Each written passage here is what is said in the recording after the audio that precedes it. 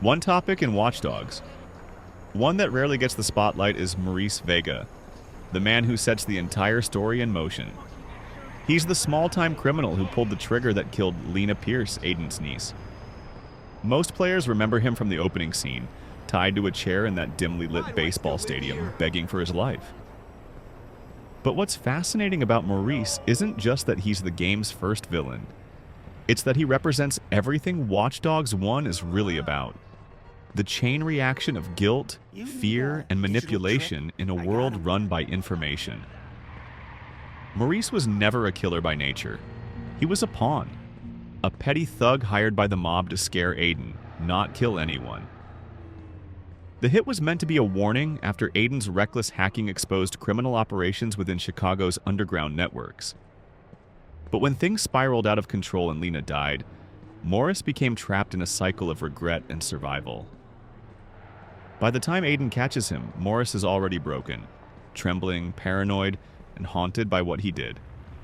It's easy to hate him in that opening scene, but what's more interesting is how the game quietly uses him as a mirror for Aiden himself. Throughout Watch Dogs 1, we see Aiden becoming exactly what he despised: cold, obsessive, willing to cross any line. And when you think about it, Maurice is just an earlier version of that same path. Both of them are men who thought they could control a situation and ended up destroying lives. The difference is that Maurice realizes it too late while Aiden refuses to. What makes Maurice's story so tragic is that it's hidden. After the intro, most players forget he even exists, locked away and helpless. But the developers left small details that hint at what's happening behind the scenes.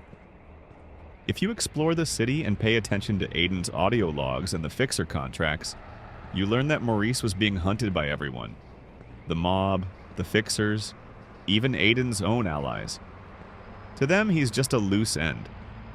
It's implied that DedSec, the hacker collective that opposes CTOS, is aware of Maurice's involvement too. But they don't care about the morality of it. They care about the information he carries. Everyone wants a piece of him, and no one sees him as human. That's the quiet horror of Watch Dogs. In a world where data is power, people become disposable. In the end, Maurice's fate is left deliberately ambiguous. In the main story, Aiden spares him, but in the bonus criminal convoy missions, you hear whispers that he's been seen again. Hiding, constantly moving, a ghost in the system. He's alive, but only technically. It's as if the game wants to show that survival isn't the same thing as freedom. He's doomed to run from the consequences of one mistake forever. And when you step back and think about it, Maurice might actually be one of the most important characters in Watch Dogs 1. Without him, there's no story,